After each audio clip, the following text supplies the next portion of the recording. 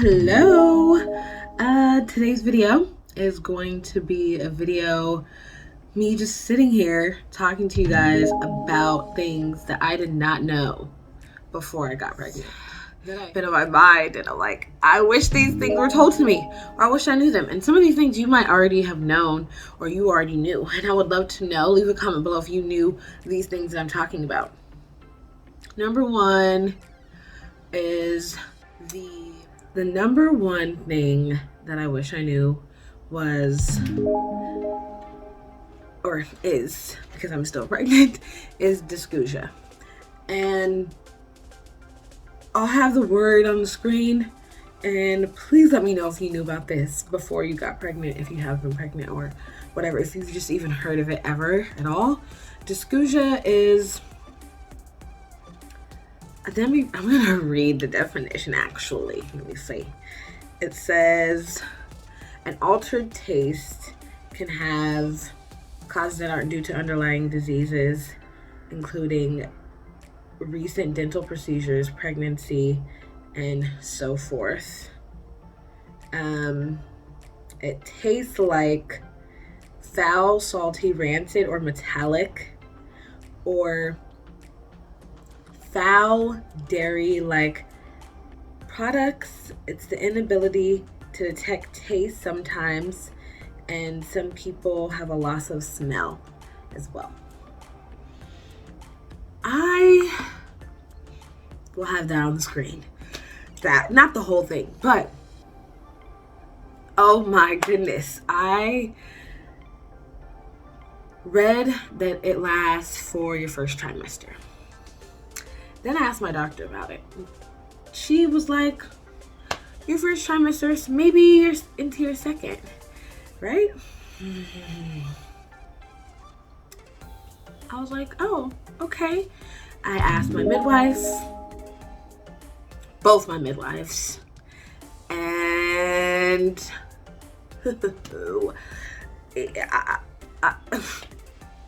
they were like, it could last your entire pregnancy. So obviously I'm like, whoa. I got 3 different answers from so many different people. I've never heard about this. I've heard about morning sickness, which I'll get to next. But this lasted until it's still here. So I want to say it's still a part of my pregnancy right now. And I'm going into my 8th month. Okay. And it's still here. It's not as bad. It's just like sometimes it just happens here and there, but it's still here every single day. Weird, leaves some of my food tasting weird, or my water just tasting weird. And I don't put anything in my water right now because of that. I don't do a lot of things because of this. Second thing is morning sickness. I've heard about it. I just assumed it was only in the morning. And I may be the only one who was just so literal about it, and it was like, heard morning and sickness and literally thought, oh, so from the sun up to the afternoon. So from morning to 12 or maybe 1, you're going to be a little bit nauseous and throwing up. No, it's not the case. That's not what it means. I've never thought to look it up because I wasn't pregnant. So I didn't look it up until it was lasting all day. And I was like, is this normal? And I didn't ask my doctor.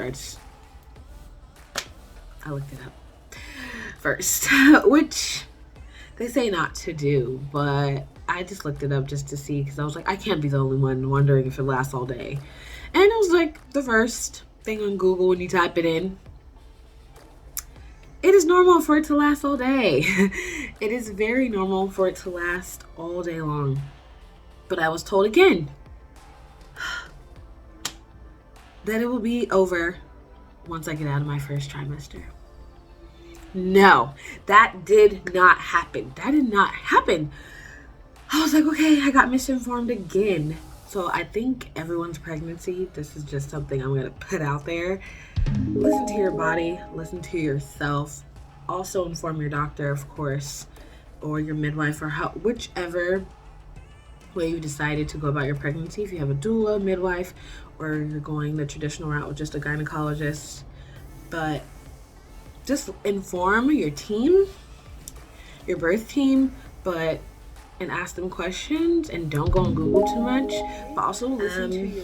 The third thing that I wish I knew was that you don't get shortness of breath just because you're in your, like, you're getting ready to give birth, like in your 3rd trimester. I got shortness of breath during my 2nd trimester. And it's like I'm doing cardio, which you can probably hear right now, but I'm in my 3rd trimester. But I'm not doing anything. I'm just sitting here talking to you guys. But it feels like, and I also am active. I work out every day, and it still doesn't change. It doesn't, your shortness of breath has nothing to do with any of that, so they say. So that's the 3rd thing I wish I knew. I knew that I was going to get shortness of breath. I just didn't think it was going to be early on, and I thought that if I worked out, I could balance it out, and think, oh, my breath will be okay. No. Sitting down, doing nothing, just sometimes you just can't breathe. That it makes sense. There's so many things going on within your body, and hormones, and your organs are being moved around and everything like that. So that's normal, but I wish I knew that. The 4th thing that I wish I knew that no one even mentioned ever, like, and I've been around a lot of pregnant women about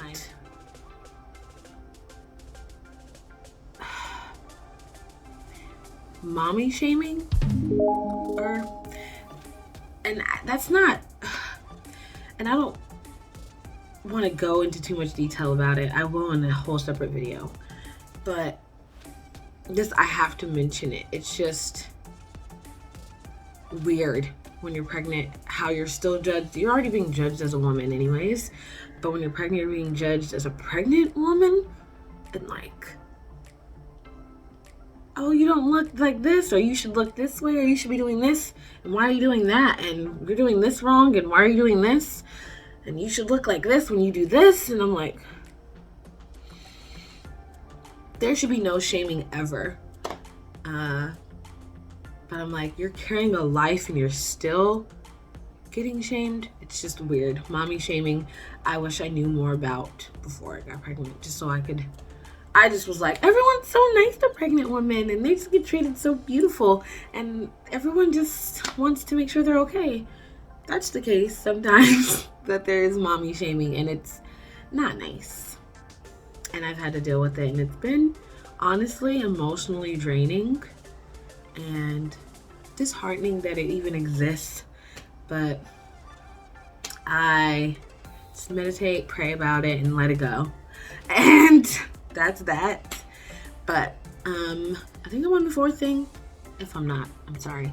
But the 4th thing that I wish I knew was that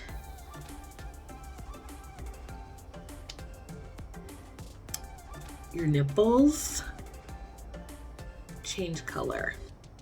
And I guess it's not really talked about because it's personal. That there's so many birthing videos and stuff like that. I'm like, that's as personal as you can get, but they don't want to talk about the other things. And maybe I'm just the only one who didn't know. But like I said, if you knew these things, please leave a comment below. I did not know that your nipples get dark. Like, okay. I am like so shocked at how dark your nipples can get, and that it's normal. It's like my nipples were already dark, but now they're like, I don't know, a different kind of darkness that I didn't think they could reach. And it's just the hormones and your body getting ready to prepare your lymph nodes and breasts for milk production, for lactation, and all that, all the stuff that has to do with lactation. So I wish I knew that, because I was so alarmed because I got veins. See, all of this is pertaining to the darker nipple. The darker nipple is the thing, but also the veins and the dark nipples, just the change of it, and how your areola goes with it too, everything right there just changes. I knew that my breasts were going to change because of milk production, but I didn't know the nipple got darker and like veiny and your breasts got like that. I just knew they got bigger, but I didn't know the details. So that's something. And I just ran out of memory. So sorry. Where was I? I don't know what number I'm on, and I'm gonna blame that on pregnancy. But the next thing that I wish I knew was that, well, just that you're not gonna, well, not everyone's gonna look as pregnant as they feel. Because I promise you, I still haven't popped, and I'm gonna show you guys the belly at the end of this video.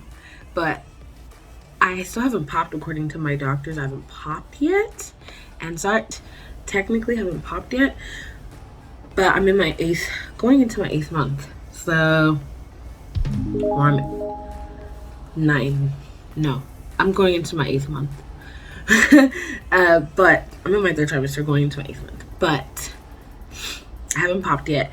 But I have felt way more pregnant than I look. And I didn't know that before. I thought all women just, before getting pregnant, I honestly thought that you look as pregnant as you feel. Just because, you know, when you get a belly and it's just that cute pregnancy belly, and you're just gonna feel pregnant because you have that belly and because you're pregnant. But that is not always the truth. Especially, I'm gonna pair this with this one. Just, I wish I knew before I got pregnant. Well, I'm not gonna pair, this is a new one. I wish I knew not to Google everything. Just don't be on Google all the time. And yes, I'm still pregnant, so this is going to have, I'm gonna have a longer list, and I'll do another video after I give birth. But for right now, I already feel like they should tell you not to Google everything. Don't Google everything. Don't Google everything because you don't fit that. Not everyone fits into that because everyone's experience is different. And the last thing I wish I should have known is that cravings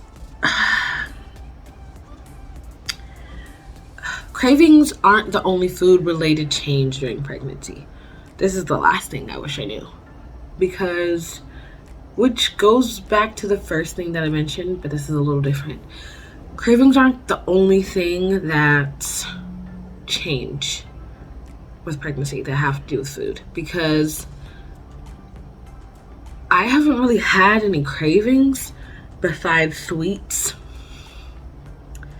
And that's a myth for if you're having a girl, which I am having a little girl, but I never craved sweets like I do now. I was craving things that I never touch, that I hate actually when I'm not pregnant, like Sour Patch Kids, Skittles, Starburst, like fruity candies, and I don't even eat that. I don't eat candy like that.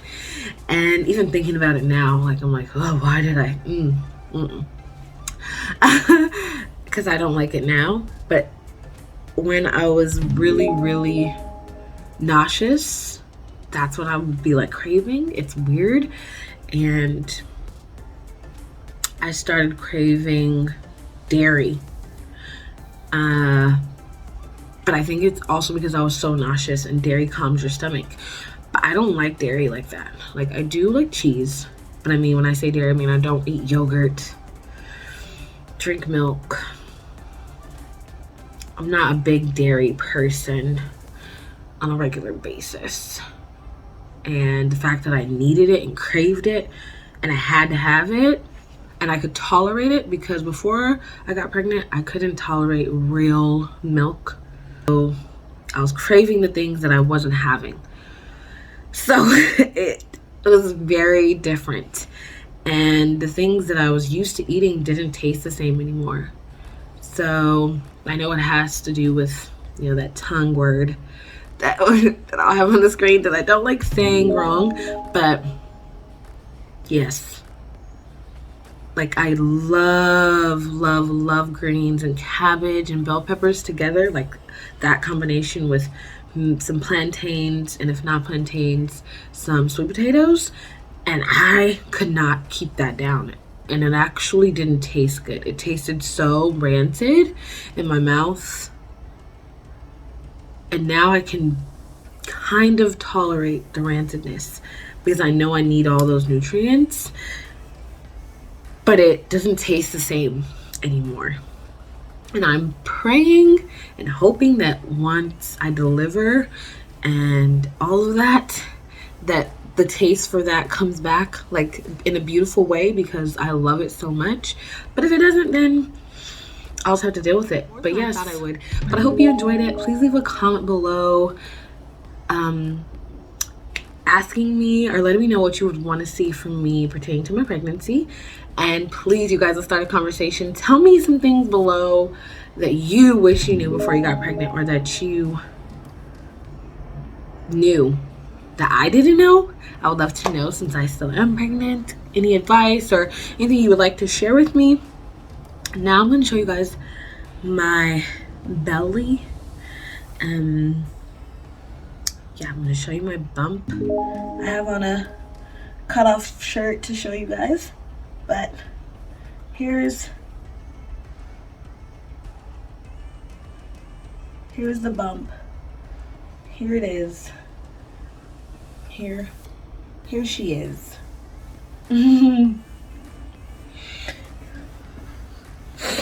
But that's it. I hope you guys enjoyed the video, and yeah, I hope you enjoyed, and I hope you're having a great morning, afternoon, or night, whatever time of day it is when you watch this video. And I will talk to you guys very soon.